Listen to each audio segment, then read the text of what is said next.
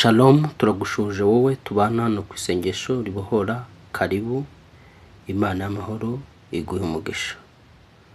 Niba warakoze subscribe, Uwiteka akugirire neza. Karibu, kandi niba ari ubwa mbere wowe utarakora subscribe, nawe karibu, Imana y'amahoro ikugirire neza. Tuzanywe rero no kuganira ijambo ry'Imana. Murabizi ko twari tumaze aho duherukira hano, twasomye Abefeso mu gice cya 4:18, hatwereka uko ubwenge bw'umuntu bushobora gushyirwa mu mwijima, ubujiji bukaba mu muntu, umutima w'umuntu kanangirwa.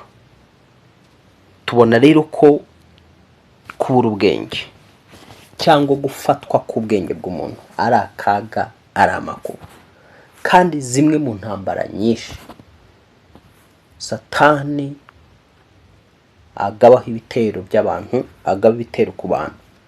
Hari igihe biba ngombwa akagaba ibitero byo gushaka gufata ubwenge bw'umuntu.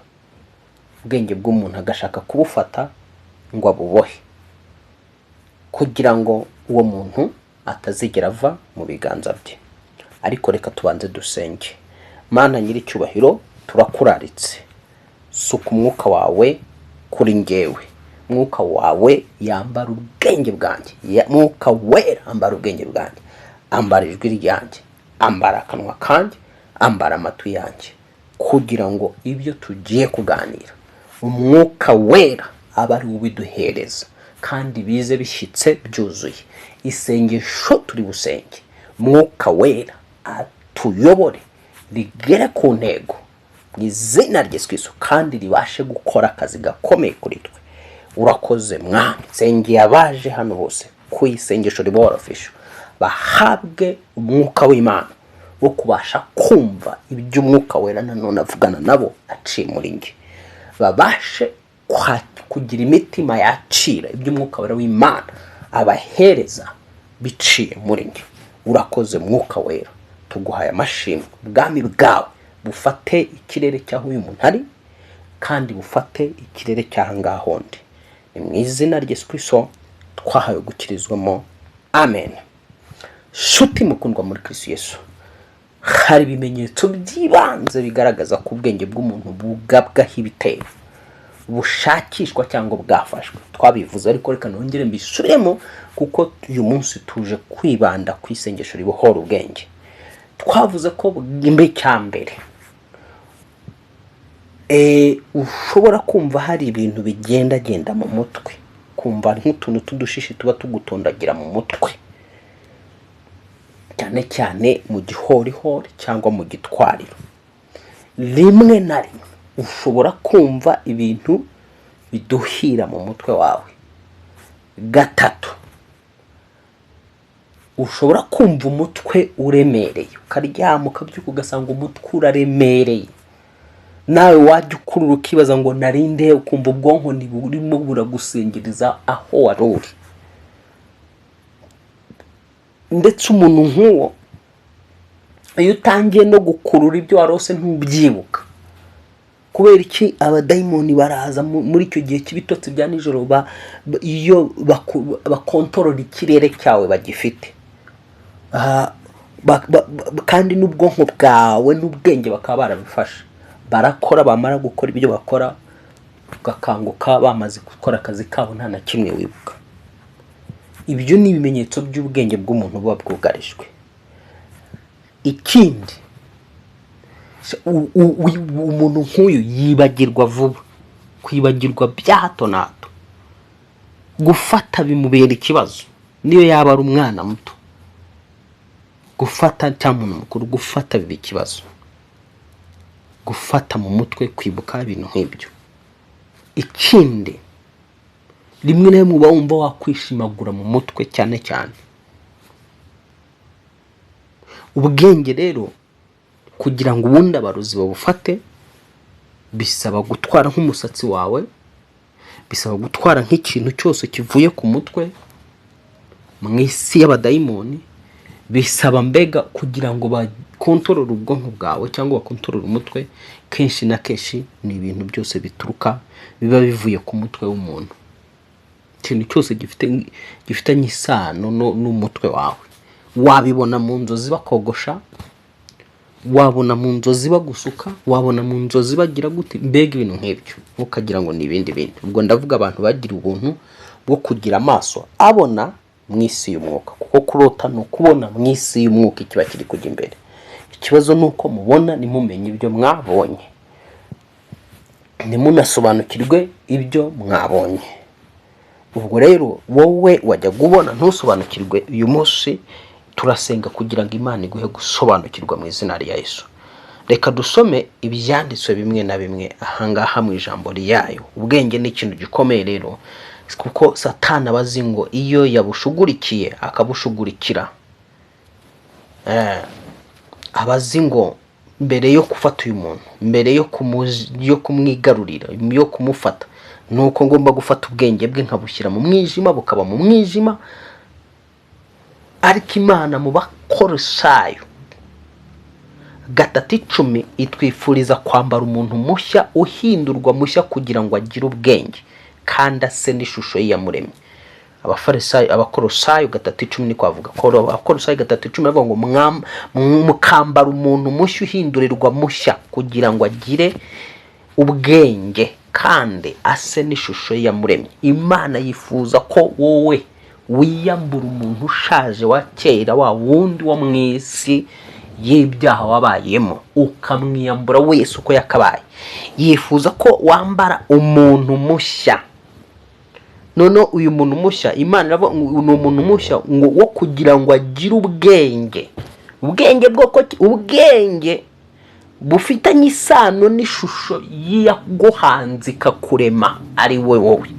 Ubwo urumva ko ubwo ari ubwenge budumigeze gute? Budasanzwe. Ni ubwenge bw'ubumana, nibwo Imana igushakaho. Niyo mpamvu dukomeje tugasoma bimwe mu byanditswe, kuko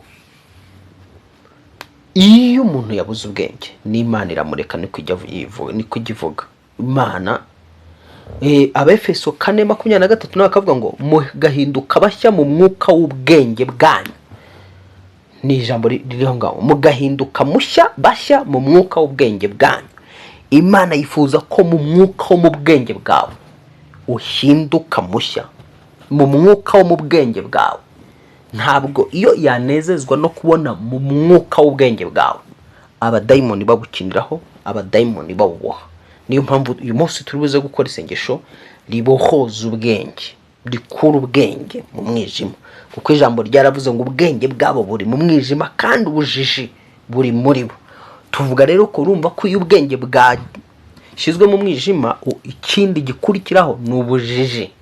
Satani ahita transfera muri wowe ubujiji, ukabaho mu bintu by'urujijo, ibintu bigucanga, bujiji, ntusobanukirwe, ntumenye ikijya imbere n'ikijya inyuma, ntumenye aho uva n'aho ugana, ntumenye ibyo uhagazemo n'impamvu yabyo. Usenga ubundi mbere y'uko winjira mu bihe byo gusenga cyangwa se mbere yo gukemura ikibazo, ni ngombwa ko ugomba kwibaza ngo iki kibazo kiraturuka he, kirakomoka he, kiraterwa n'iki. Ese hari uruhare rwanjye muri iki kibazo? Ese niba nta ruhare rwanjye, uruhare ni urwande muri iki kibazo? Ese ni Satani? Ese ni Abarozi? Ese ni njyewe? Ese ni abantu? Iki kibazo ni kibazo bwoko ki? Ukagira imitekerereze nk'iyo yo kwibaza. Noneho nyuma yo kwibaza, byanga bikunda umwuka wera bari aho ngaho kugira ngo agusubize, abari aho ngaho kugira ngo ahishure, abari aho ngaho kugira ngo azane igisubizo cy'ibyo wibaza. Tuvuye aho ngaho rero, Imana yifuza ko tuba abanyabwenge bwose. Reka dusome iri jambo riri mu twihute muri Matayo, byanditswe biri muri Matayo. Yesu atuma abigishwa be. Matayo 10:16 aravuga ngo dore mbatumye. Mwumve Matayo 10:16 aravuga ngo dore mbatumye muri nk'intama hagati y'amasega, nuko mugira ubwenge nk'inzoka kandi muzabe nk'inuma mutagira amahugu. Ijambo rivuze ngo dore mbatumye muri nk'intama hagati y'amasega. Imana irabizi ko turi hagati y'amasega, kuko munsi Satani yajugunywaga mu isi, marayika yaravuze ngo wasiwe nawe wanyanja ugushije ishyano, kuko Satani akumanukiye afite umujinya mwinshi, azi ko igihe asigaranye ari igihe gitoya. Noneho rero niyo mpamvu hano Yesu nawe yavuze ati dore mbatumye hagati y'amasega aryana, mbatumye muri nk'intama. Abwo aravuga ngo mbatumye muri nk'intama hagati y'amasega aryana, nuko mugira ubwenge nk'inzoka kandi muzabe nk'inuma mutagira amahugu. Yesu arifuza kugira ubwenge, ukamenya abo ukorana nabo, bugendana nabo, nabo bana nabo. Buriya umuntu utizera, umuntu udasenga ni isega. Umuntu mudahuje ubuzima, mudahuje kwizera, umuntu utaravutse ubwa kabiri muri Kristo Yesu, anytime ni Satani yamukoresha. Igihe icyo ari cyo cyose nuko gusa ubuntu bw'Imana twebwe buducingira bukaturinda. Yesu rero avuga aya magambo yarazi cyari kuvuga, yararebaga mu mwuka akabona abamukurikiye bameze nk'intama mu mwuka, yabona bataramukurikiye bamurwanya akababona nk'amasega. Aravuga ati rero mbatumye nk'intama hagati y'amasega aryana, mugire ubwenge nk'ubw'inzoka. Kutagira ubwenge rero si ikibazo cy'Imana, ni ikibazo cyawe wowe. Kandi kuba Satani yaboha ubwenge bwawe ntubumenye, nanone ni ikibazo kuri wowe, si ikibazo cy'Imana. Icyo Imana ikora iraguha, nawe ukagira uruhare rwo kurinda ibyo yaguhaye. Ijambo rirambwira ngo nuko ifata uwo muntu igira gute, imushyira mu ngobyi ya Edeni, ngo iramubwira ngo ayihingire kandi ayirinde. Ayihingire agire gute? Ayirinde. Ni wowe ugomba kurinda ubwenge Imana yaguhaye. Igihe bwatatswe ukamenya ko bwatatswe, nawe noneho ugafata igihe cyo kubusengera. Niyo mpamvu twahoze duhishura ibimenyetso bigaragaza ubwenge bw'umuntu bwamaze kwinjirirwa cyangwa se burimo burahigwa. Noneho buba buhigwa n'iki? N'aya masega. Yesu anavuze ngo mbatumye muri nk'intama hagati y'amasega, nuko mugira ubwenge nk'inzoka. Ayo masega rero niyo abashaka kurya ubwenge bwawe. Ni nawe rero ugomba kugira gute? Kuburinda.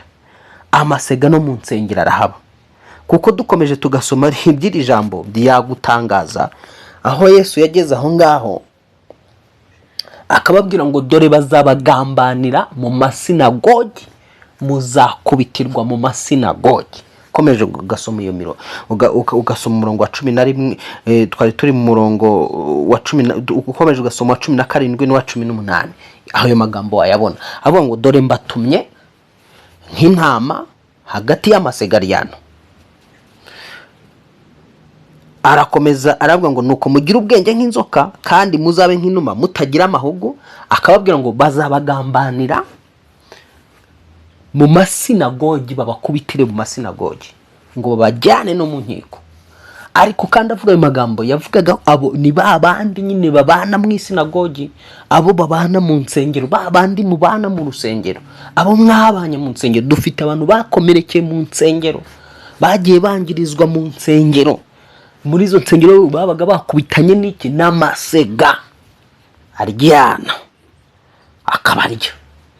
Witeka gutabara, witeka kurengere mu izina rya Yesu Kristo risumba amazina yose. Imbaraga z'Imana zibohora ubwenge bwawe. Dukomeje tugasoma rero,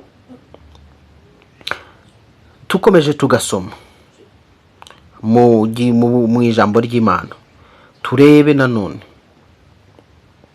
Yesu urebe ubwe ku giti cye hano muri Luka igice cya 21 n'umurongo wa 15. Aravuga ngo kuko nzabaha ururimi n'ubwenge iby'abanzi banyu bose batazabasha kuvuguruza cyangwa gutsinda. Urumva hano Yesu aradusezeranya kuduha ubwenge, ndetse n'ururimi. Ni ibintu bibiri. Aratubwira ngo nzabaha ururimi n'ubwenge iby'abanzi banyu batazabasha kuvuguruza cyangwa gutsinda. Kumva Imana hano iraduha isezerano ryo guhabwa ururimi n'ubwenge bidatsindwa n'abarozi, bidatsindwa n'abakonikoni, bidatsindwa n'abatwanga, bidatsindwa n'abatureba nabi, bidatsindwa n'abatatwifuriza ibyiza. Imana iguha ururimi n'ubwenge bitsinda abakonikoni n'abapfumu, ibyo badashobora kuvuguruza mu izina rya Yesu. Noneho 24:45 ho akavuga ngo maze abungura ubwenge ngo basobanukirwe ibyanditswe. Urumva uyu ni Yesu wunguye ubwenge abigishwa kugira ngo basobanukirwe. Urumva ubwenge buduha kumenya bukaduha gusobanukirwa. So rero Satani ntabwo abashaka ko abantu bamenya, ntabwo abashaka ko basobanukirwa. Niyo mpamvu afata ubwenge akabushyira mu mwijima, yamara kubushyira mu mwijima agahita yohereza umwuka w'ubujiji.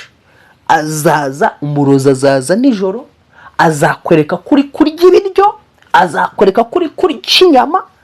Noneho kuko nyine aba yaguteye ubujiji, wowe wibwire ko ari ukurya gusanzwe. Hariho n'abajya basobanura izo nzozi ngo bavuga ngo kurya inyama ni byiza, kurya nta kurya namba kuba kwiza mu nzozi. Ku muntu usenga w'umukozi w'Imana uba mbere y'Imana, nta biryo namba kurya byose, ibyo waburya byose mu nzozi biba ari bibi. Sunumura ko ubujiji kugira ngo Satani atume udasobanukirwa n'iki wari urimo urakorerwa muri izo nzozi, uzarya numara kurya nyine uvuga uti byari inzozi.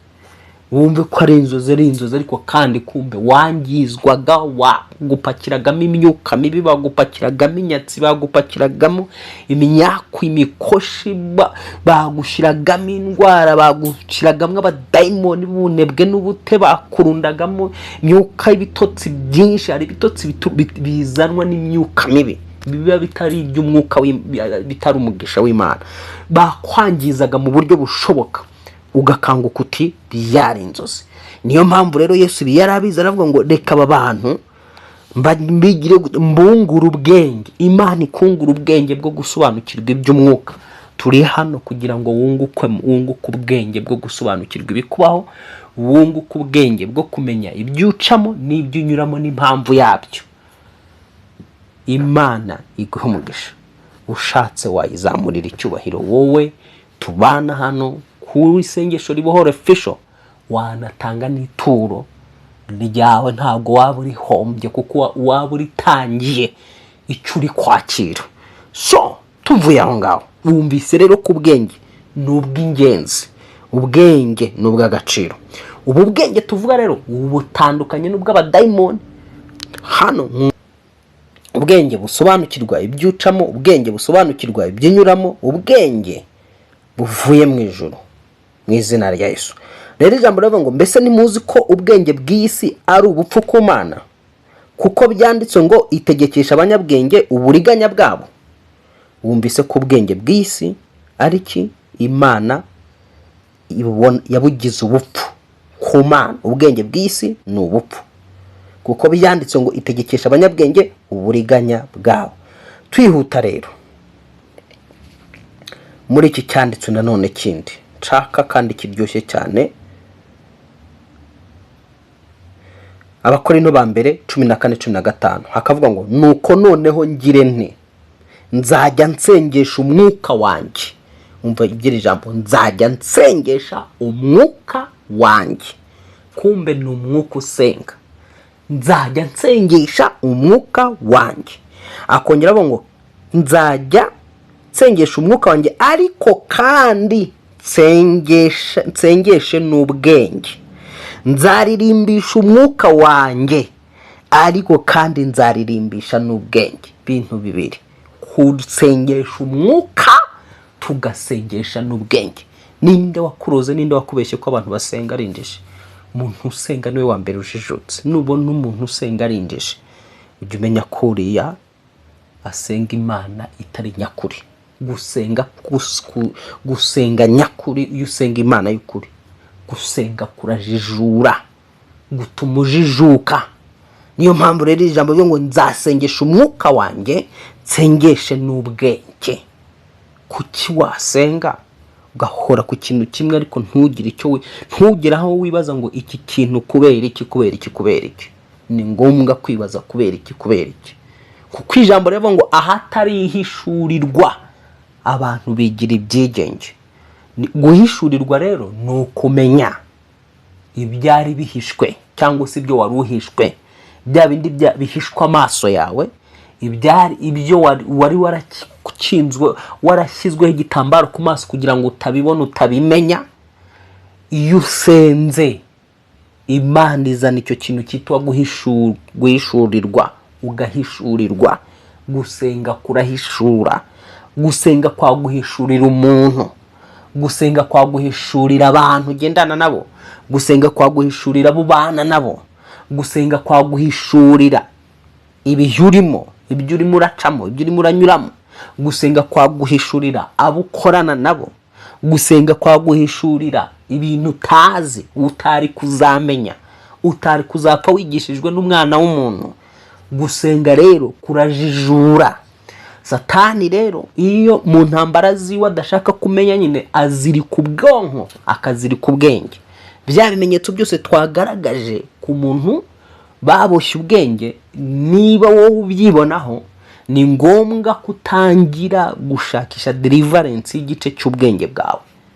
Waba warakorewe deliverance y'ibanze, noneho nawe ugatinjira mu ntambara ubwawe ubohoza icyo gice cy'ubwenge bwawe bwite, kuko Imana yiteguye kugira ngo ikibohore mu izina rya Yesu. Ubwenge rero Satani arabuhiga cyane, arabuhiga, kandi benshi cyane ibitero byinshi byataka ubwenge ku bantu bamaze gusenga, bazi gusenga, bateye intambwe yo gusenga, aho bagenda basobanukirwa gusenga.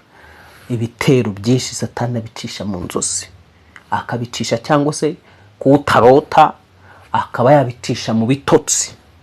Ugasinzira, ukaryama, ukabyuka, ugasanga neza mu mutwe wabaye vide, badahuye. Satani yadahuye, yadahuye, yafashe umutwe aracurika, maze gucurika ubwonko, maze kubucurika abukamuramo ibintu byose waruzi. Ukumva ubyutse urira tete, nta kintu kirimo, gusa ari umutwe ariko nta kibereyemo. Kwibagirwa ari wowe bibarizwaho, uri umuntu wibagirwa bya hato na hato. Gufata ari ikibazo, gusobanukirwa ari ikibazo, kumva no gusobanukirwa, kumva ni kimwe no gusobanukirwa ni ikindi, kandi no gufata cya kindi wasobanukiye kugira ngo utakibagirwa nacyo ni ikindi. Rero imbaraga z'Imana zimanuke zinjire, ndatura ngo imirabyo idasanzwe, imiriro y'Imana idasanzwe icanwe ku bwonko bwawe no ku mutwe wawe, itwika ikintu cyose cyari cyugarije umutwe wawe mu izina rya Yesu Kristo. Imbaraga zakinaga umutwe wawe nk'abawukina nk'akadenesi cyangwa umupira, kuko mu isi y'umwuka bashobora gufata umutwe wawe bakawukina nka baro, bakawukina nk'akadenesi, ariko intego ari kugira ngo bavidure, nyine usigarurira tete uri umutwe gusa, ariko mu mutwe nta kintu kirimo. Simvuga ko ngo ujye umutwe wawe upakiremo iby'isi, ibyo mu isi hari ubwenge bw'isi bw'ingenzi bukenewe, buno duhaha mu mashuri, budufasha kugira gute, kuba twagera ku byo dukeneye hano mu isi. Ariko hakaba na bwa bwenge bw'umwuka ugomba kuba wibitsa, ugomba kwibaza ngo why me, kubera iki ngewe, kuki ndi guca muri ibi bintu, ese biraterwa n'iki, ese hari uruhare rwanjye, ese niba hari uruhare rwanjye nkora iki, ese ni Satani, ese n'umuntu. Ese ni iki? Ni ngombwa kwibaza kubera ikibi, biraterwa n'iki, biraturukayo, biravaye, iki kibazo nagihandoringa gute, nagihagarika gute, nyuma yo kumenya inkomoko yacyo. Ibyo ni byo Satani aba adashaka kumenya. Rero ibi byose abagira ngo akwereke ko ari umuntu cyangwa se akwereke ko ari Satani, bambe akwereke ko ari umuntu cyangwa se akwereke ko ari Imana. Satani ntashobora kukwereka ko ibyo ari gukora ari uri kubikora, azakwereka rimwe na rimwe. Ushobora kuba hari uruhare rwawe, azaruguhisha kugira ngo utamenya ko ufite mu ruhare. Ashobora kuba ntabwo ufite mu byo uri gucamo, nta ruhare rwawe, ariko akaguhisha akakubwira ati ni Imana iri kubikucishamo. Ashobora kuguhisha ko ari we, ahubwo akakwereka ko ari Imana. Ashobora no kuguhisha ko ari umuntu mugendana, ari umuntu mubana, ari umuntu wa bugufi bwawe, ariko akakwereka ko ari Imana. Ibyo byose rero ni wowe ufite ikizami cyo kugira ngo utahure, umenye intambara zawe uko zihagaze, aho zikomoka naho zituruka. Hanyuma nyuma yo kumenya aho zikomoka naho zituruka, ibyo noneho udesida gusenga, ugasengesha umwuka, nk'uko hano Pawulo yavuze ngo nuko noneho ngirene. Igihe ubwenge bwawe bwafashwe, ugira ute?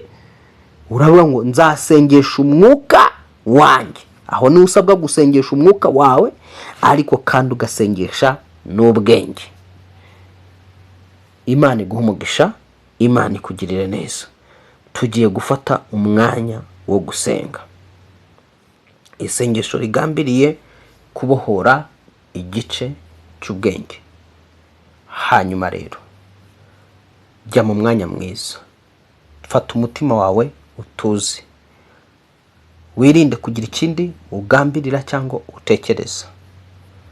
Nyuma yo gutuza, wibuke umuririmbyi ararimba ngo umutima uzatuza, umucyo uzaba mwinshi nidukurikira inzira y'amasengesho. Nuramuka ukurikiye iri sengesho ngiye kukuyoboramo, urabohoka mu bwenge, urabohoka mu buryo bwo kumenya, urabohoka mu gice cyo gusobanukirwa, urabohoka mu gice cyo kwibuka, kuko ibyo n'ibice byose biba biri mu gice cy'ikintu cyitwa ubwenge. Kumva, gusobanukirwa, kumenya, gufata vuba, ibyo byose birakugomba. Ikindi no kubika cya kindi ubwenge bwawe bwaguhaye kikakugumamo, ntibagifute, ntibagitware, Satani ntagihanagure. So fata umwanya mwiza, uvuga uti mu izina rya Yesu Kristo wapfuye akazuka, wowe Yesu Kristo wampindukiye ubwenge buri hejuru y'ubwenge bwo mu isi, kuko ubwenge bwawe burenze ubw'abantu, burenze ubw'isi, burenze ubw'abadayimoni. Jambo ryawe ryambwiye ngo untumye hagati y'amasega aryana, njyewe ndi intama. Urahambwira ngo nuko ngira ubwenge nk'inzoka.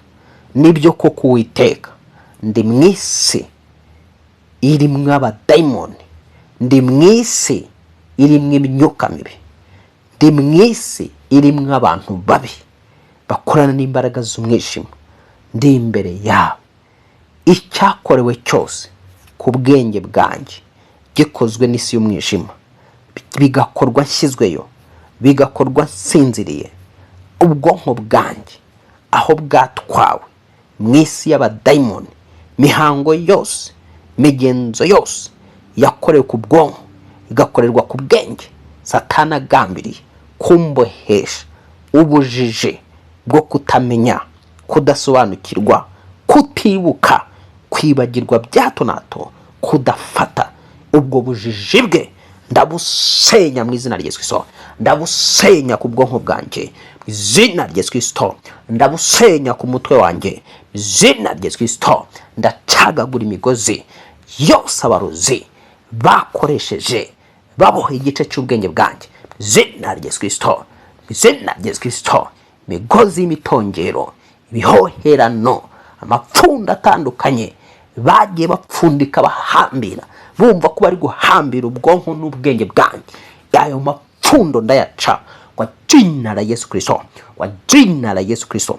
ndagira ngo we tugikomeza gusenga dusenga nari kukubita ku mutwe wawe hejuru aho ngaho n'ikiganza cyawe cy'iburyo ko dusenga ari kukubita aho ngaho ku mutwe wawe gahora uvuga uti mu izina rya Yesu Kristo ndirukana umwuka wose warufashe ubwonko waziritse ubwonko izina rya Yesu Kristo imbaraga za Satani zaboshye ubwenge bwanjye ndazitwika ndazirimbura bitongero ibihubiko bakoresha bahubika ubwenge bwanje ndabisenya izina rya Yesu Kristo wapfuye akazuka waba waratwaye umusatsi wanjye mu izina rya Yesu Kristo cyangwa se agatwara ibisuko byamvuye ku mutwe akabikoresha mu bukonikoni no mu burozi azirika ubwenge bwanjye ahambira ubwenge bwanjye watwaye umusatsi wanjye mwana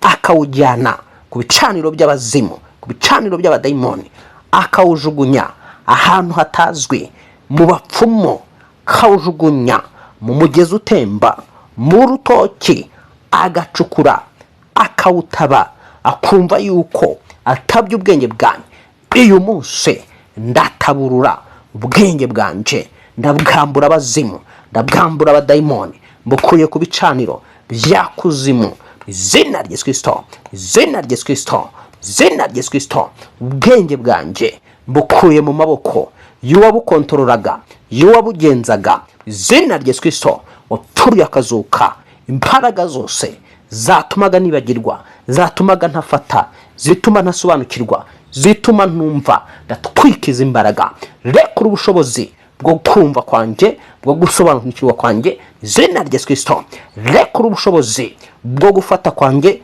bwo kwibuka kwanjye izina rya Yesu Kristo wapfuye akazuka ndaca imigozi ndaca amapfundo ndaca mwami mugozi w'inyabutatu igisuko cy'inyabutatu icyo baziritse bakakimanika ahantu mu giti bakatura yuko bamanitse ubwonko bwanjye wacinara Yesu Kristo ndabumanura izina rya Yesu Kristo abavukinye bakabukina nk'umupira izina rya Yesu Kristo ndabubambura izina rya Yesu Kristo mu isi y'umwuka uwakoreshaga ubwenge bwanjye akabukoreraho akazamuka agatera imbere washatse kuntangaho igitambo mwa ngo mpinduke injiji wahinduka umunyabwenge izina rya Yesu Kristo atsindwa umuntu mwambuye inyenyeri yanjye y'ubwenge izina rya Yesu Kristo ndabohoza inyenyeri y'ubwenge wacinara Yesu Kristo wacinara Yesu Kristo inyenyeri y'ubwenge vayo mu izina rya Yesu Kristo